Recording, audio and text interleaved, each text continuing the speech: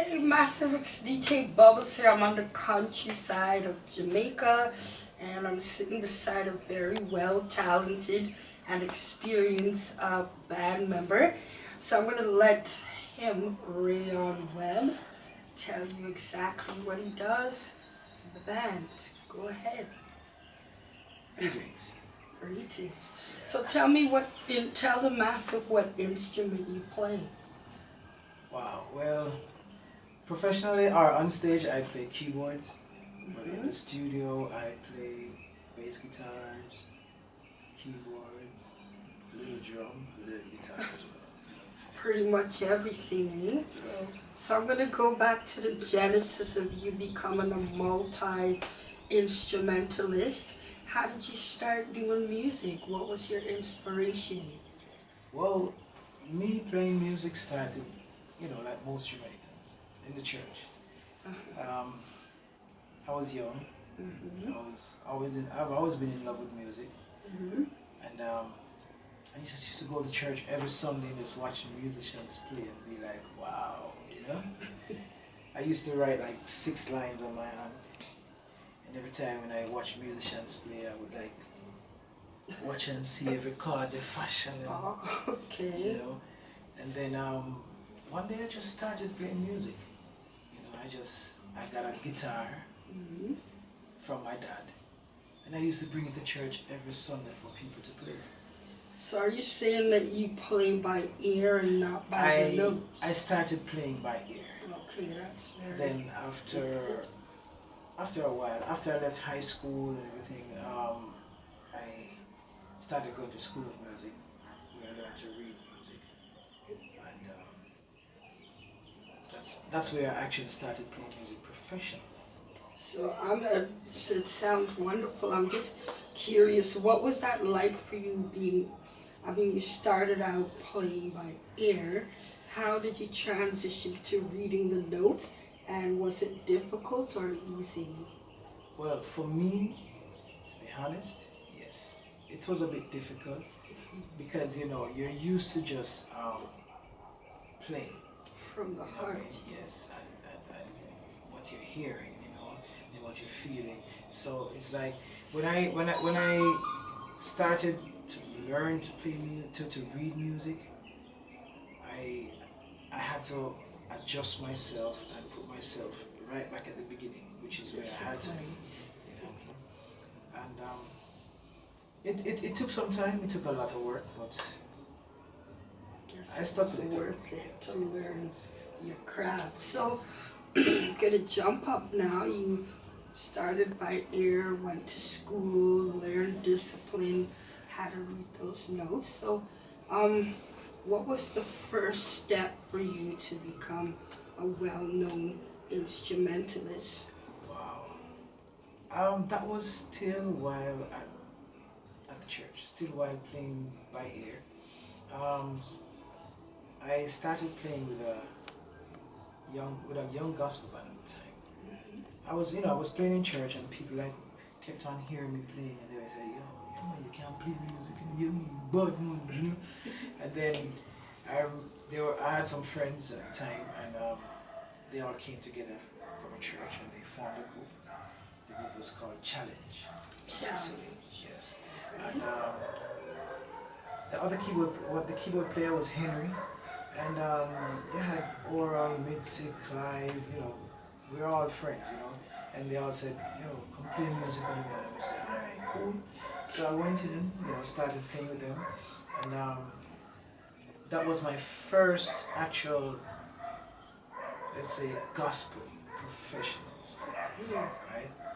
And then after that, just by going to church and playing music here, going to convention, going to National Arena, playing music in National Arena, I started loving it even more.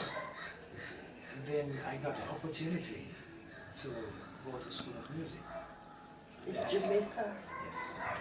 And then while attending there, within my first year, there were like senior students at the school who wanted me, the first year student, to play on their recital. And for me, that was like an honor, like a surprise. I was like, me, really? You wanted to see the money? And they're like, no man, don't worry about you. And I was like, alright, cool.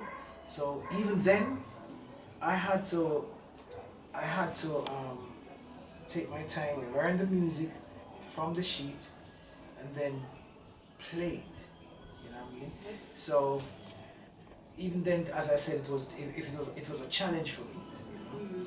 And then I remember one day I was at school and a friend of mine who was a fellow student, he asked me, he said to me, yo, have some recording that I do, you know, studio, you know, and the way you can play music and you understand music. You know, if you come to studio with me, you know, I was like, you know, I mean, if you come to studio, then you go do it. I said, just come listen to him, man, you know, tell me if I'm play right, if I'm play wrong. And I said, really, you know. And then I said, yeah, man, no worry, man, me pay you, man. I was like, alright. You know?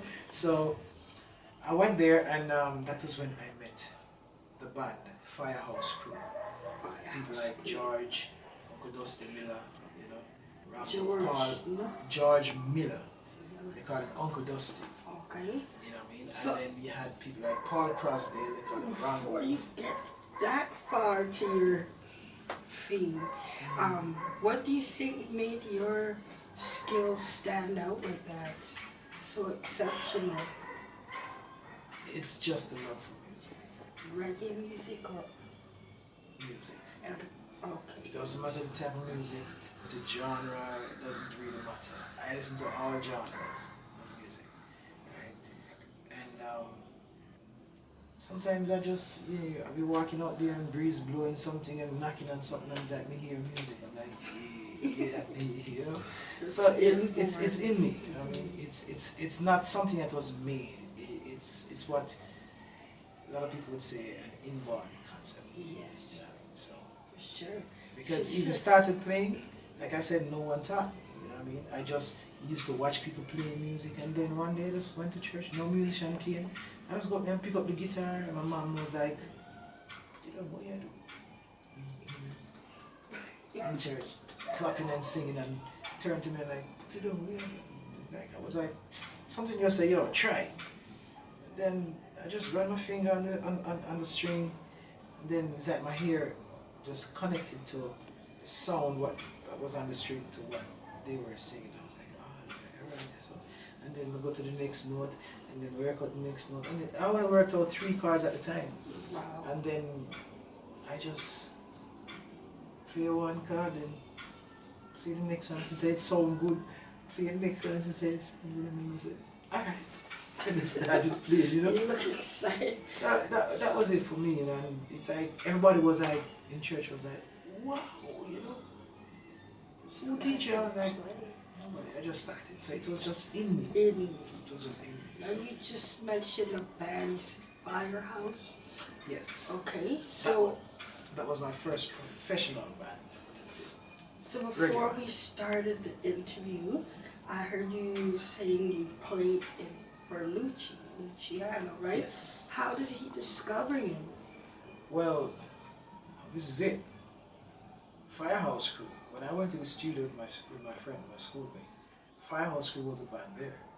And you know, short little me go there and you see them big and tall and then, you know, looking up at everybody and, you know, went to the studio, listened to them playing and, you know, I made a few suggestions to one of the sound on the rhythms that they were playing and then realized that it turned out good. And then while they were doing their little overdubs, I went around, you know, curiosity, you know, your first time you're going to Tough Gun, you know, you're like, oh, Bob Marley studio, man. Can't wait to go back to school to tell all their friends and say, yo, I'm in the studio last night, you know. It's not like now when you have like social media, you know, you can't go live and that type of stuff, you know. You know, you had to go there because cell phone wasn't even then, you know what I mean? So, you know, I went there and was around the room inside of the music room and I was like playing the piano a little bit and then the drummer, George, he came around to me and said to me, so you're playing in the band? I was like, no. He was like, would you like to play in the band? I was like, yes.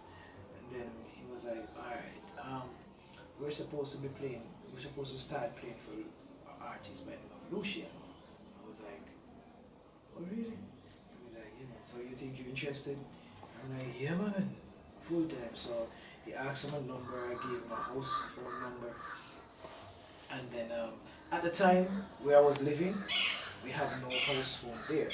But my sister, Camille, she was living in Ocho Rios.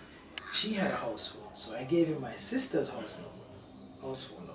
So when he called the number, he got my sister, and my sister got the message, spoke to him.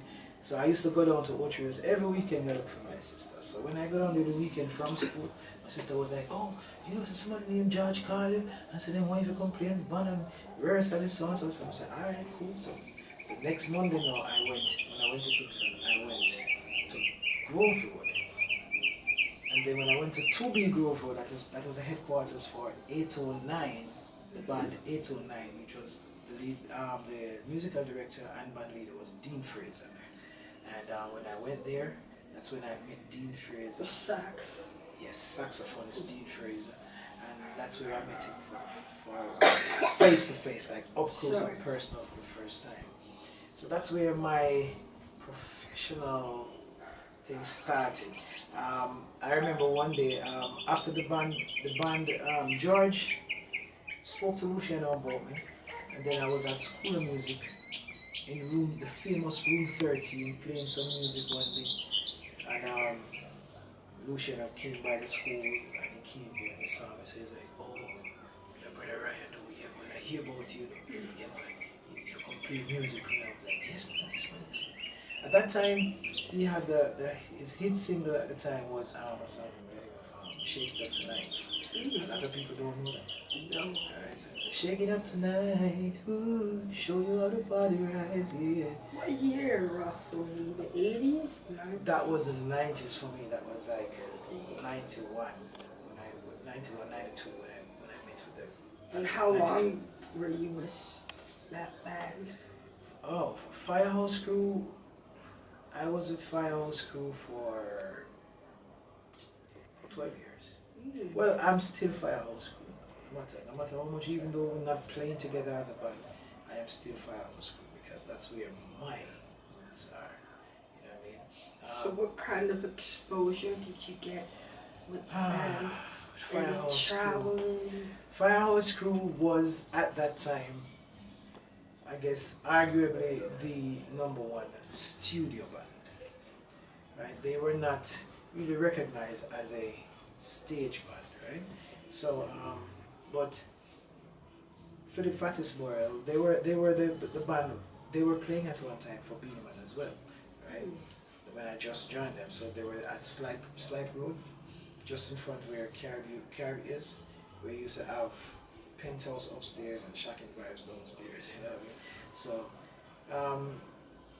I remember when with them, they brought me not just into the rehearsal room to learn to play music professionally with them, but also into the studio with them.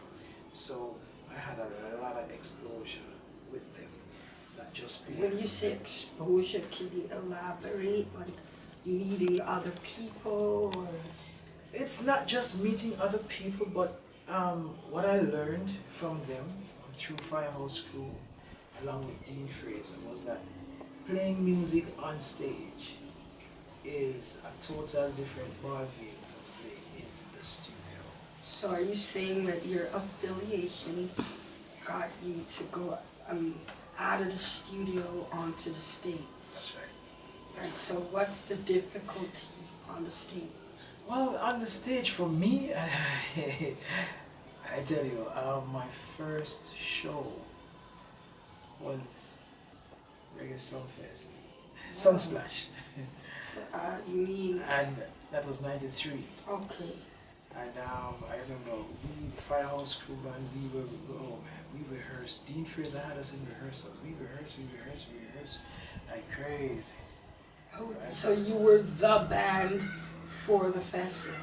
No, we were the band for Luciano, for the Exterminator. Exterminator, Okay. which is Philip Fatis Morel. Mm-hmm.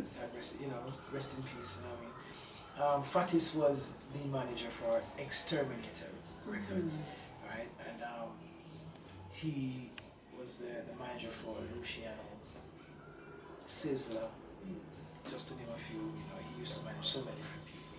So Mikey General.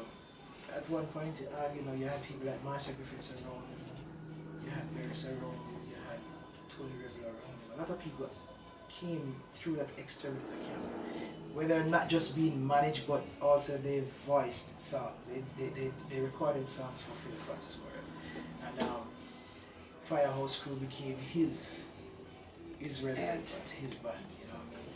So I learned music from that, experienced music through them, with them, in the studio. And the thing is, the difference between playing live and playing in the studio is that when you're playing live, it's all about the adrenaline. You know what I mean? You play, yes, you might make a mistake on stage, but you don't have time to stop. You have to keep going, right? But when you're in the studio, it's all about precision, it's all about timing, it's all about playing steady, playing correct. So you have to be there, you have to make sure for whatever time, whatever long length of the song is, you have to make sure you play that piano, or you play that phrase, or you play that bass line, or you play that drums. You have to make sure that you play for in the correct timing. You're not allowed to drop timing, you're not allowed to speed up. You know what I mean? You cannot let your adrenaline take the best of you and, you know, do things. You just have to keep it steady, clean in the studio. So it taught me playing in the studio is more disciplined. That's right. It taught me discipline, a lot of discipline, right? And that carried over with us on the stage as a band. You know what I mean? People would say that Firehouse Crew didn't have no quote unquote great musicians, well, individually, but I guess that might be true. I guess anyone can arguably say yes, that was true, because you know you have levels of musicians. You have musicians who great, excellent, you know what I mean? But together, when the band came together and they started playing together, they were an entity to be reckoned with. Trust me. I could just imagine. So you had your 12 years